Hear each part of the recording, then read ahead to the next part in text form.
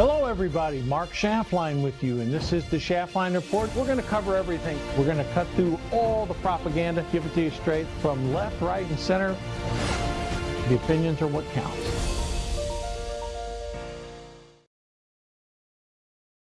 Hello everybody, Mark Schaftlein with you, and this is the Schaftlein Report. We are broadcasting from the left coast today out in sunny Southern California. And folks, I got to tell you something. You're going to hear some stuff on this conservative media outlet that you will not hear on other traditional conservative outlooks, outposts, stations, maybe where you get your television, your podcast, because folks, the picture a lot of people are painting right now that everything is hunky-dory for President Trump and the administration could not be further from the truth. And we've done a deep dive on this. You know, a lot of times we'll say conservative media looks at polling and they view it favorably. They try to take the most favorable light out of it. We know the liberal media, like the legacy networks, CBS, ABC, NBC, MSNBC, CNN, when they're not affixed on the Guthrie story, they're doing everything they can to negatively affect President Trump. However, if you recall back in the 2024 election, we routinely quoted two polling outfits in specific. Rasmussen, which proved to be spot on accurate in the 2024 election, and Insider Advantage, Ken Towery's polling group. Again, very accurate. So I've paid close attention to those polls over the past month and a half, 2 months. And folks, I am raising the alarm right now because I'm seeing some very, very troubling polling information that's coming out. And you might say, well, Mark, it's the polls, it's early. No, folks, one thing that happens in midterm elections, they tend to set up early and they don't move. Let me give you an example. Right now, Donald Trump's approval rating, depending upon what poll you're looking at, Rasmussen, he's floating 43-44%. Historically, that's about where Barack Obama and George W. Bush were. And you might think, well, Mark, if he's the same as Bush and Obama, isn't that okay? No, it's not. Because Obama and Bush took a shellacking in the midterms, just like Donald Trump did in his first term. So in this case, though, we're seeing a more staggering negative effect. And let me dive into that for you. First of all, you've had a significant number of Republican congressmen and women retire. Some of these people have been there 15, 20, 25, 30 years.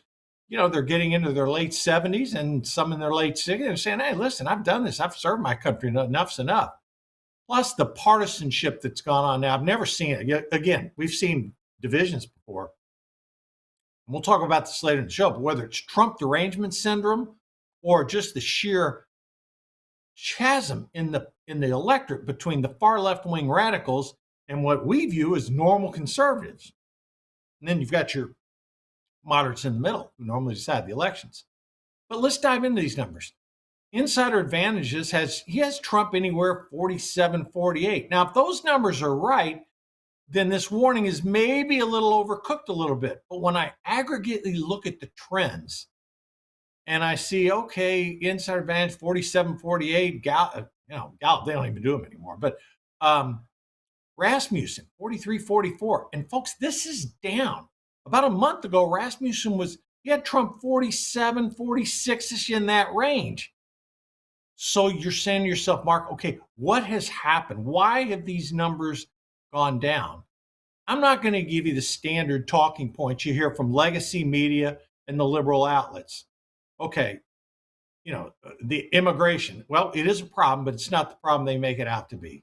Affordability, yeah, that's an issue too, and that is a real issue, and we are going to dive deeper into that. Okay. Trump gets really high marks on securing that border. And again, I think the primary two issues he was elected on were securing the border and the economy. And on 1 out of 2, he's done really well. Now, you might be asking yourself, you're going to say, well, wait a second, Mark. We just got employment numbers that came in. 130,000 jobs got created. Excuse me. That's a good news. 4.3% unemployment. That's down a tick from 4.4. So the president went out, touted those accomplishments. Folks, those numbers were so much better than anybody in the forecasting community had come up with.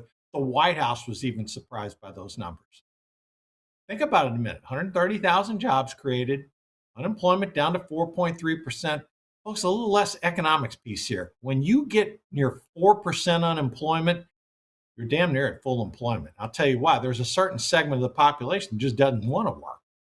Okay, so most economists, whether they're leaning left or leaning right, will tell you if you get ever sub 4% unemployment, like 3.8, 3.9, and there's not a whole lot of room to go beyond there.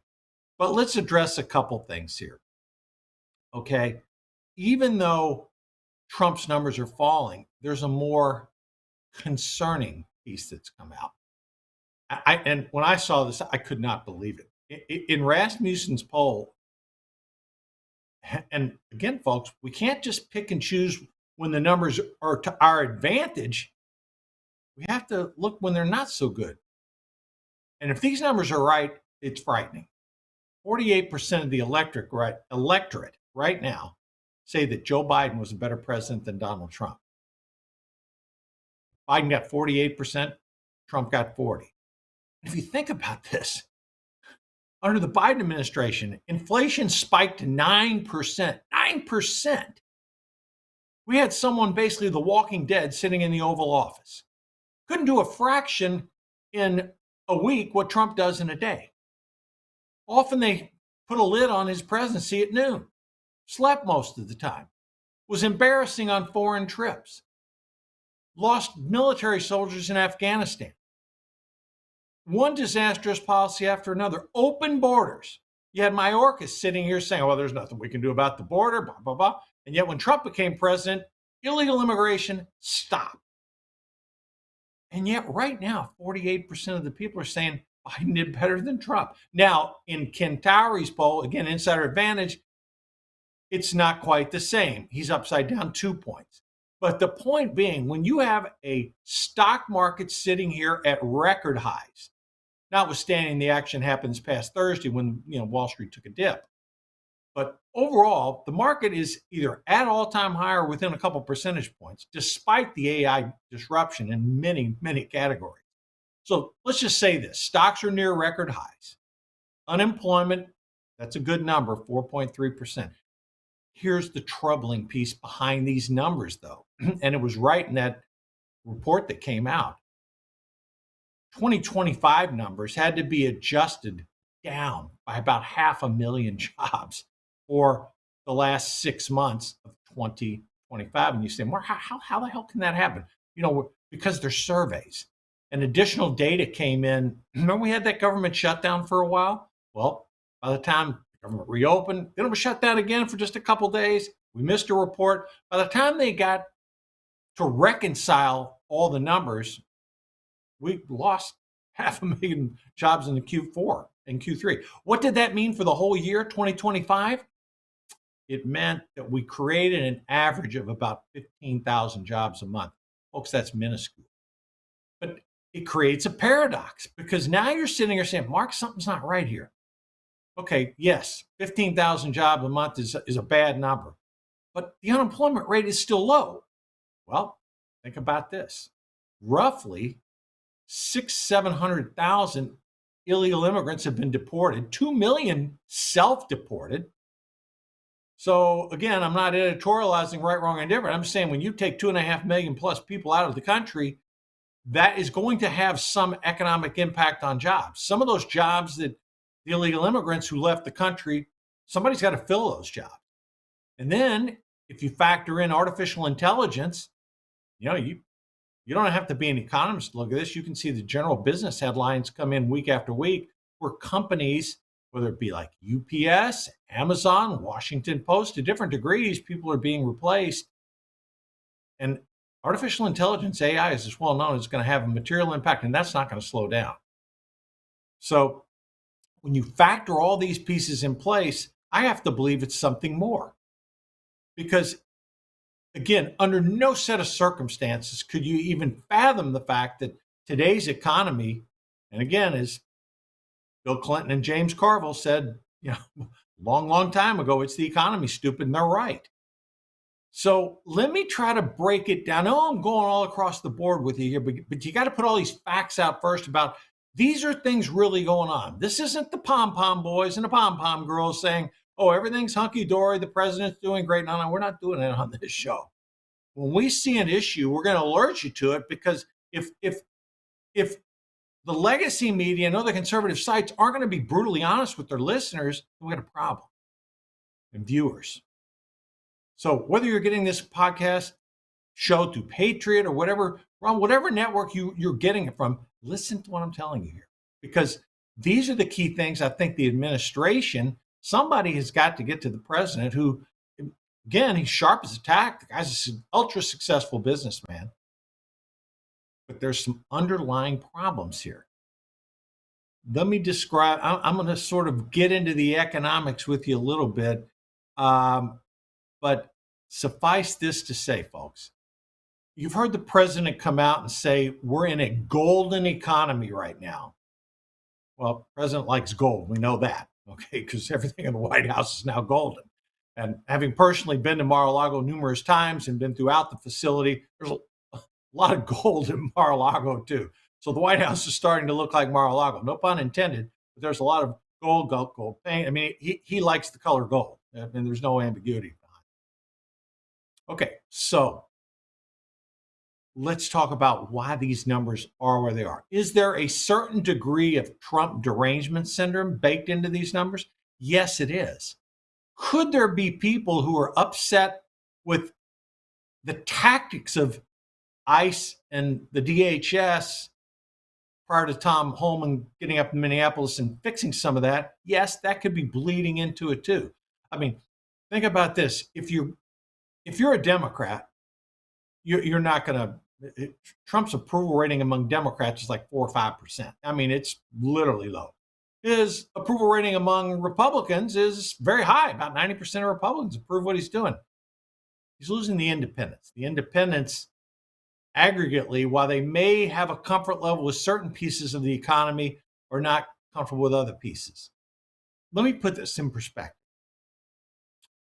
We had inflation last year that ran about 2.7, 2.8% over the last 12 months. That's roughly where it was when Trump came into office.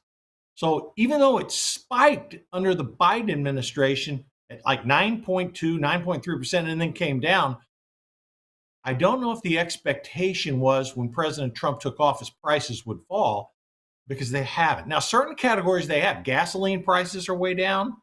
Egg prices way down. I mean, they're affordable again.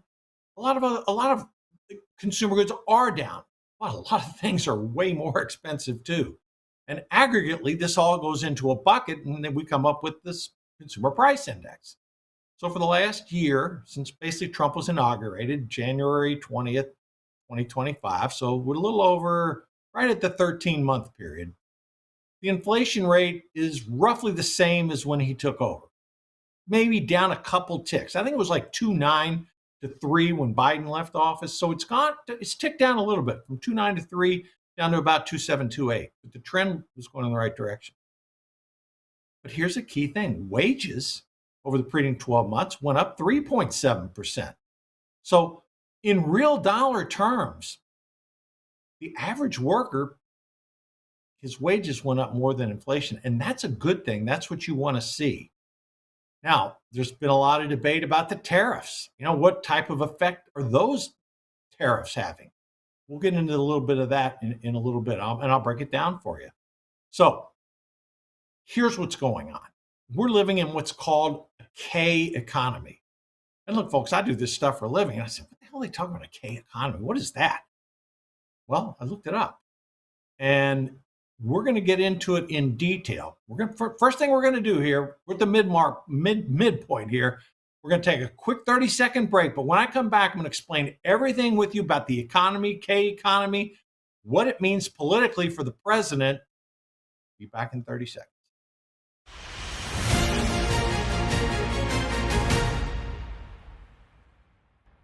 AI is everywhere, but none of it does everything. Until now, meet Real Intelligence, RI, the one AI that does it all better. It generates cinema-quality 4K videos, unreal images, and award-worthy music, all in one platform. RI even writes code and handles advanced research at your command. No more juggling multiple apps or settling for less. Your creativity deserves one powerhouse. Real Intelligence, better at everything, all in one place. Try RI now for free at tryrinow.com. Sadie, why don't more people know about the health benefits of glucodown soluble fiber?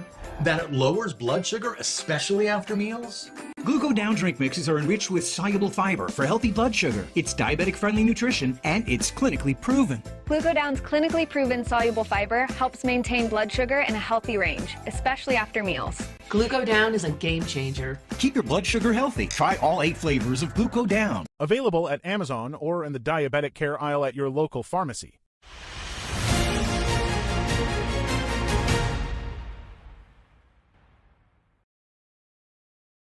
And we're back. Hey, folks, I would encourage you, check out Real Intelligence. We use it here at Schaftlein Report and at Patriot TV.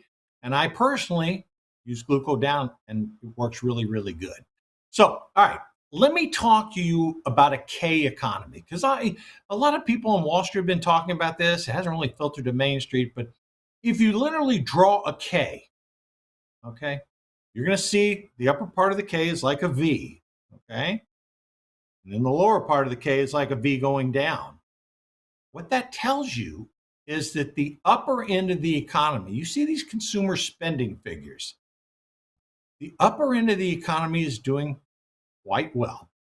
Now, I'm not talking about the billionaire class, right? I'm talking about upper income Americans. You can define that however you want. Most people define it as making greater than $175,000 a year or having some type of liquid nest egg or net worth. But let's just, for argument's sake, say the upper end of the economy in that range is doing quite well. The stock market near all-time highs. And you're saying, well, Mark, doesn't that help everybody? Everybody's got these 401ks. Yes, it does.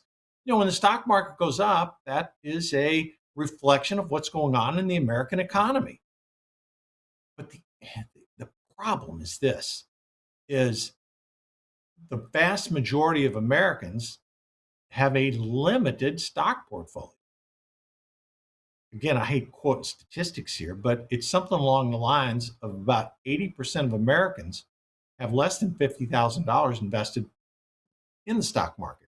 So while people on the upper end are enjoying a good economy and you're seeing Wall Street do well, Main Street is still not participating at the level they want.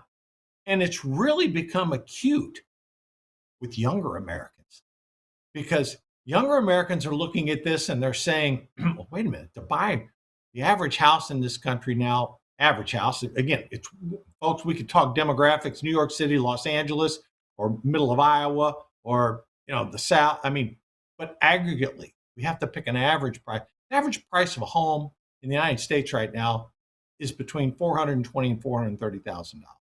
That means, again, if you're a borrower, most lenders will require you to put 10% down. So you got to have somewhere around, behind closing costs, close to $50K saved up to be able to buy the average house. Now, most people aren't buying an average house. They buy the first house, a starter home. And depending on what part of the country you live in, that could be less, it could be more. But that's part of the issue that the Trump administration is facing. A lot of people, renting is cheaper than owning. Okay, now you don't want a nation of renters. Okay, you want a nation of more owners. But that's a problem, because pre-COVID, I'll take my state of Florida, for example. Average house in the state of Florida pre-COVID was about $280,000. Now it's close to $480,000, gone up almost double. So that had a material impact. For those people that owned a home prior to this escalation in price, you're sitting pretty.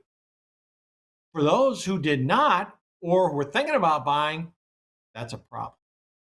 Here's another issue: student debt. Roughly almost 10% of student debt is greater than 90 days delinquent. That's a bad sign, folks. Now, think about this. Under the Biden administration, they basically didn't have you make any student loan payments. And they kept saying, oh, it's COVID, COVID, COVID. Well, after 3 years, then 4 years post-COVID, come on, enough is enough. People can start paying their bills again. That may have a little bit to do with why some of the younger people, and when I say younger, I'm talking about 35 and under, maybe have shifted more toward a Democratic stance than Republican stance. Listen, if you weren't having student loans under Biden, and now you have to pay them back under Trump, okay, psychologically, you're saying, oh, I liked it under Biden better. But I mean, this is just factors, folks. When go back to that K economy I'm talking about now. If you're in that group that doesn't own those stocks and you're seeing like these issues happening, it raises the angst level. And that's a problem. So when the president goes out and touts the greatest economic ever, there is some truth to that. Because the stock market, again, reflects aggregately. And when the president says we're the hottest country in the world, again, there could be some hyperbole there, but the fact is the aggregate value of the S&P 500 of U.S.-based companies is higher than it's ever been. Now, one thing the president doesn't say is 60% of the revenue comes from overseas on the S&P 500, but needless to say, they're U.S.-based companies. And when the market does well, that means the country's generally doing well. And with a new Federal Reserve Chairman, Kevin Warsh, coming in, the expectation on Wall Street is there's going to be 1 to 2 additional rate cuts in 2026. That's going to be a big deal because and it doesn't correlate precisely, folks, but generally as the Fed funds rate comes down, mortgage rates follow. Not always, because it's a supply-demand mechanism. But right now, on 30-year fixed rate loans, you're paying 6.25% for a perfect credit. If these interest rates tick down and you can get those 30-year fixed closer to 5, then that may stimulate the housing market and more people could wake up to like, hey, things are really a little bit better than I thought. Here's another, let me give you the other side of the coin now. Total debt. Americans, excuse me, they increased their credit card debt $188 billion last month in January. The total debt in this country, this includes all debt, mortgages, credit cards, student loans, etc., $18.8 trillion, folks. Highest ever. So go back to that wage thing I'm talking about. Yeah, you're getting a little bit better on the wage side. But when you couple student loan debt, credit card debt, mortgage debt at relatively high rates, that's going to be a little bit of an issue. Not a little, it's a big issue. And how it affects voters. Think about this, okay? We had the good jobs created. Great, okay? Those are good things that happen. Inflation's come down, still a little high. But the overall, you hear the Democrats talk about, well, it's affordability. I hate to say it, folks, but the White House has got that message. And here's where the president needs to be a little careful. When he was out there talking about Greenland, that doesn't help anything. Backed away from that. We had the success taking out Iran's nuclear. Great, huge support, both parties, good numbers for the president. But now we got 2 aircraft carriers. We got one there already in the Middle East, and we got a second aircraft carrier on the way. We all saw the horrific killings in Iran, what happened when the student protest, January 8th and 9th, and the subsequent death toll somewhere in the 20 to 30,000 range. People were just slaughtered in the streets. Horrific. But the discussions going on now they include the issue of the execution of innocent people, but the top topic is the Iran nuclear threat. And Trump has said there will be planes in the sky if the Iranians, we don't get back to the table and negotiate.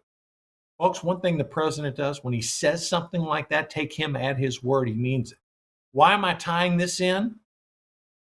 Russia-Ukraine war still going on. Trump said pre-campaign he would solve it the first day in office. He's solved a lot of issues internationally, but this is one that's eluded him. And fighting continues. The death tolls are real. Russia's losing 1,000 soldiers a day. Folks, to give you an idea, they almost don't seem to care about loss of life. 1,000 soldiers a day they're losing, and they're not picking up much ground. So again, these international issues flare up here. Most Americans care about the economy and what's going on at home. So when we see a situation where prices are still elevated, housing prices are still elevated, slight gain, that wages are outstripping inflation, but by 1%. And we see the angst and the concern and the Trump derangement syndrome. I think you have to add all this together. And that's why this Trump approval rating is hovering 43-44 on Rasmussen, 47-48 insider advantage. Why is this important? Folks, we have a razor thin margin in the House of Representatives. It's like 3. And there's talk that one more Republican could retire. We don't need that. But typically, to put this in perspective, folks, in the midterm, the average party in power loses somewhere between 20 to 26 seats. Do I need to do the math anymore? I mean, if current polling stays the same and it flatlines throughout the rest of the year as we head into the midterms, Trump's not going to be on the ballot. Then you are looking at the House becoming a Democratic-controlled House with Speaker Hakeem Jeffries. Maybe not as much in the Senate. There's a lot of lifting to do in the Senate because the Republicans have a clear advantage. But unless things, quote, improve, Senate seats, I'll give you an example. Did you ever think, despite the last few elections where we had Beto O'Rourke and blah, blah, blah, blah, blah running in Texas, Ted Cruz and John Cornyn typically would win from anywhere from 5 to 11 points. I've seen polling in Texas showing, regardless of which Republican candidate it is, current Senator John Cornyn, Ken Paxton, running up against the Democrat, I'm not going to name them, there's 2 or 3 of them in the race, Republicans are only winning by like 2 to 3 points. So folks, this is not yellow flag territory. This is red flag territory. And the point being is the president and his staff need to focus, laser focus on the economic needs of the American people. And when the president talks about X amount of trillions of dollars of investment coming in, yeah, a lot of that is on its way. But folks, the cavalry will not be here prior to the midterm election. It takes time. The economy is like this, to use the analogy, it's like a giant aircraft carrier. You can stimulate it, a la bringing interest rates down. You can bring in capital investment. That's good. But it takes a steering mechanism. The stuff that the president has done, particularly on oil prices have been pretty moderate. They've come down since he's been in office. Folks, oil goes into everything, and that helps out a lot. And we're not even counting the potential of what could happen with Venezuela. So, message here to the president. This is, again, it's a red flag. It's not a yellow flag. We do have time to fix it. But the focus of the administration, I can't remember whether it was Clinton or Bush said, we're going to be laser focused on the economy. We don't need to be talking about Greenland and distractions and things like that. Tom Homan going to Minneapolis was a big deal. It looks like, that situation's worked itself out. We're seeing stories where they may draw down 700 ICE agents, and the political leadership in Minnesota is now working with the administration, particularly on illegal immigrants in jails and things like that. So if that can get toned down, and where it's, again, because of the Guthrie horrific situation, that's sort of the back of the burner news now. But if the administration can continue focusing on the economy, doing everything they can, and they've got some good things in mind. These Trump savings accounts are good. Again, focus on the inflation coming down, jobs, focusing on the jobs market. Then if we start trending in the right direction, then that could bode better for us in these midterms. So, hey, it's a different message than you're going to get in a lot of conservative analysts, but folks, that's why you turn to Mark Schaftlein and the Schaftlein Report and Patriot TV. We'll be back soon. Got another show on the horizon. See you soon. Thanks for viewing today.